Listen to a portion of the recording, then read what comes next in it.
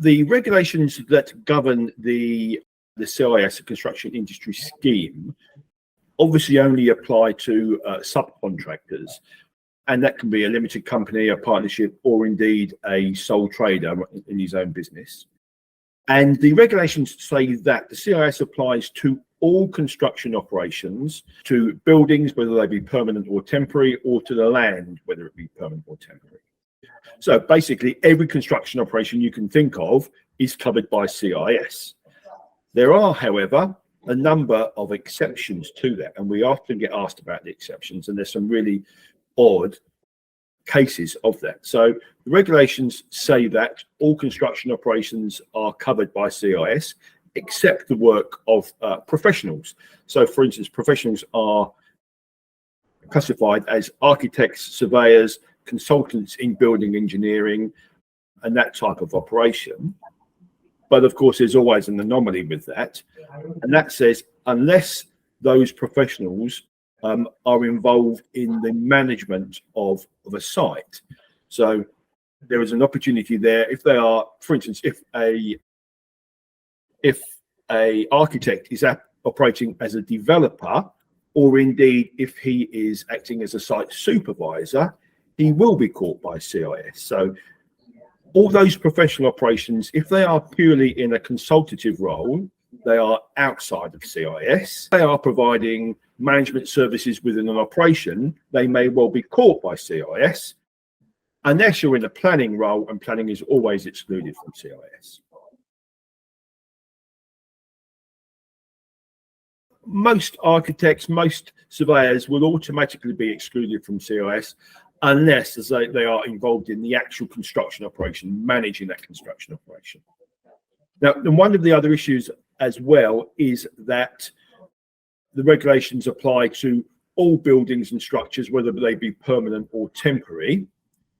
Temporary structures that are exhibition stands, film or TV sets, theatre sets, marquees, or the provision of portable offices are all considered to be outside of CIS. The anomaly, of course, is that if a portable office or building is being provided for a construction site, all of those portable buildings are considered to be within CIS because they are an integral part of the construction operation.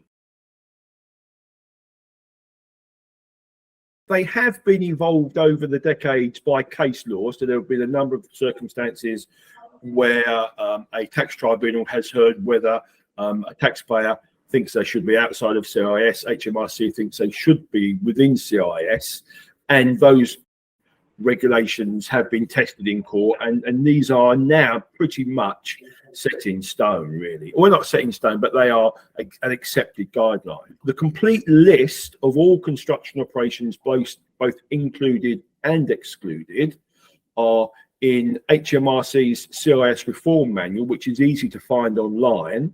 And frankly, if someone was simply to type into Google CISR 14330, that will automatically bring up HMRC's own guide to every construction operation and what's in and what's out. One of the other areas that I suspect has most confusion within it is building systems. So if within a construction operation, if you're providing new systems such as electrical systems, heat and vent, lifts, plumbing, all of the traditional building services, the provision of those building services, the installation of a new service is automatically within CIS.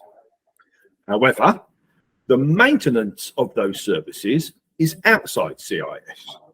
So when you build a new house, a new office block, the installation of all the new systems, including fire protection systems, all those types of arrangements, are in CIS.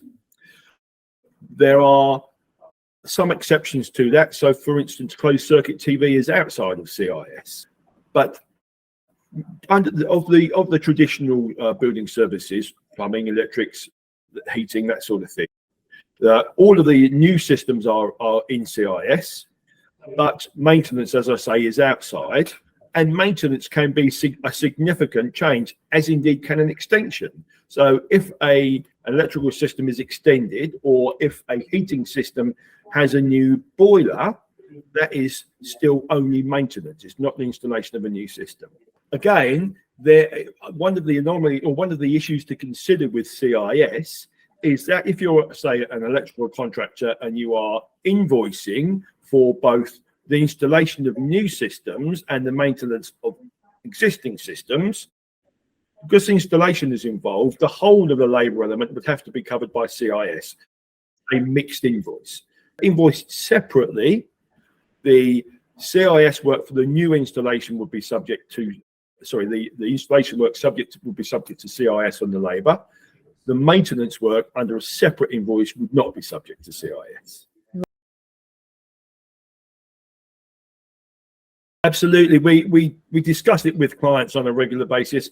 99% of the time, they're very familiar with the regulations and what their obligations are. Just occasionally, there'll be an anomaly. One of our clients recently has branched into solar panels. The solar panel systems are within CIS. You have to make sure that, and obviously that's a fairly recent upgrade to the CIS regulations, but the manual has been rewritten recently, and that confirms that the installation of solar panels is within CIS. But again, maintenance of those systems will be outside.